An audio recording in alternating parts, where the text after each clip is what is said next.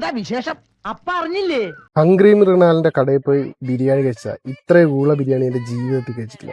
എന്താണോ മനുഷ്യനെ കഴിക്കാൻ വെച്ചിരിക്കുന്ന ആഹാരത്തിൽ എന്താണെന്ന് എന്തിനു പതുക്കിയാക്കണം? 4 പേര് അറിയട്ടോ. നമുക്ക് നേരെ വീഡിയോയിലേക്ക് പോവാം. What's up guys, welcome back to another vlog. എന്ത് പറ്റി മനോഹരൻ ചേട്ടാ? ഇനി എന്തോന്ന് പറ്റാ? നമ്മളിപ്പോ എവിടെയാ നിൽക്കുന്നത് വെച്ചാൽ മൃണാളിന്റെ റെസ്റ്റോറന്റിലാണ്. ഭയങ്കര ഹൈജീനിക്കും അടിപൊളിയാണെന്ന് പുള്ളി തന്നെ അവകാശപ്പെടുന്ന ഈ കടയിൽ ഇതാണ് ബിരിയാണിയുടെ അവസ്ഥ എന്ന് പറയുന്നത്. ആഹാ, കയ്യിലുള്ള കാശ് തന്നിട്ട് പാറ്റയും പൂച്ചയും ഇടാൻ വിഷാംശം കലർന്ന ഭക്ഷണം കഴിക്കണമെന്നോ? I will complaint. ഒരു ഹൈജീനും ഇല്ല, അതുപോലെ തന്നെ ഫുഡിനൊന്നും ഒരു ടേസ്റ്റും ഇല്ല. ഇവിടെയുള്ള എല്ലാവരും ഇതൊക്കെ കഴിക്കുന്നേ, ഇവിടെ ഇങ്ങനെയൊക്കെ കിട്ടുള്ളൂ.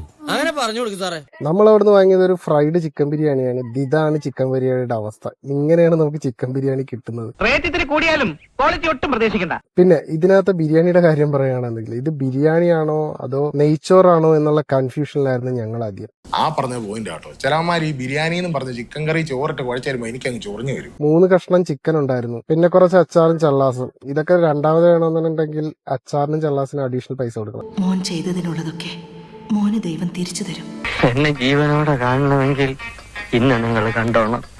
നാളത്തെ കാര്യം സംശയമാണ്. ഇതിലെ ഏറ്റവും വലിയ രസകരമായ കാര്യം എന്താണെന്ന് വെച്ചാൽ എഴുതിയ വിലയും നമുക്ക് തന്ന വിലയും തമ്മിൽ യാതൊരു ബന്ധവുമില്ല.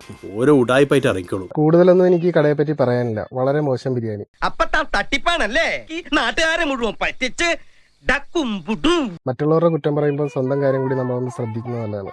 അതാണ് അതിന്റെ ശരി. ഭക്ഷണം പോരാന്ന് പറയുന്ന എല്ലാവർക്കും മറുപടി കൊടുക്കലൊന്നും അല്ല ഇവിടുത്തെ പണി. ഇവിടെ വേറെ ഇഷ്ടം പോലെ പണിയുണ്ട്. ഓഹോ, അപ്പൊ ഇത് ഇയാളുടെ തെറ്റല്ല, എനിക്ക് കഴിക്കാൻ അറിയാത്തതിന്റെ കുഴപ്പമാണ്. ചില റെസ്റ്റോറന്റുകളിൽ പോയിട്ട് ഭക്ഷണം കഴിക്കുന്ന സമയത്ത് ഡിപ്രഷൻ വരും. മാഷോട് ഒരുപാട് പ്രാവശ്യം പറഞ്ഞിട്ടുള്ളതാ, ഊണ് ശരിയല്ലെങ്കിൽ വേറെ കട നോക്കിക്കോളാൻ. കുറ്റം പറയല്ലാതെ ഉണ്ണുമേൽ കുറവൊന്നും കാണുന്നില്ലല്ലോ. അയ്യോ, എങ്ങനെയാണ് ഇതിനെ ഇങ്ങനെയാക്കി മാറ്റാൻ പറ്റുന്നത്? കറിയൊക്കെ ഇഷ്ടപ്പെട്ടോ? സത്യം പറയാലോ, വായ വെക്കാൻ കൊള്ളില്ല. പിന്നെ വിശപ്പുണ്ട് കഴിക്കുക. പക്ഷെ വേറെ ചില റെസ്റ്റോറന്റുകളിൽ പോയി ഭക്ഷണം കഴിക്കുമ്പോൾ ആത്മഹത്യാ ടെൻഡൻസി ഉണ്ടാവുന്നു. ഇവിടെ പോയപ്പോ എനിക്ക് ആ ഒരു കൈൻഡ് ഓഫ് ഒരു ഫീലിംഗ് ആണ്. എത്ര പേരെ താൻ ഈ തൂക്കി കൊല്ലാൻ വിളിച്ചിട്ടുണ്ട്. അതിന്റെ പാപമൊക്കെ അനുഭവിക്കാണ്ട് ഇവിടുന്ന് പോവാൻ പറ്റോടോ? ഇതുവരെ എല്ലാം ബ്യൂട്ടിഫുൾ ആയിരുന്നു. അപ്പൊ ഒരു 10-40 വയസ്സുള്ള മനുഷ്യൻ കയറി വരുന്നു.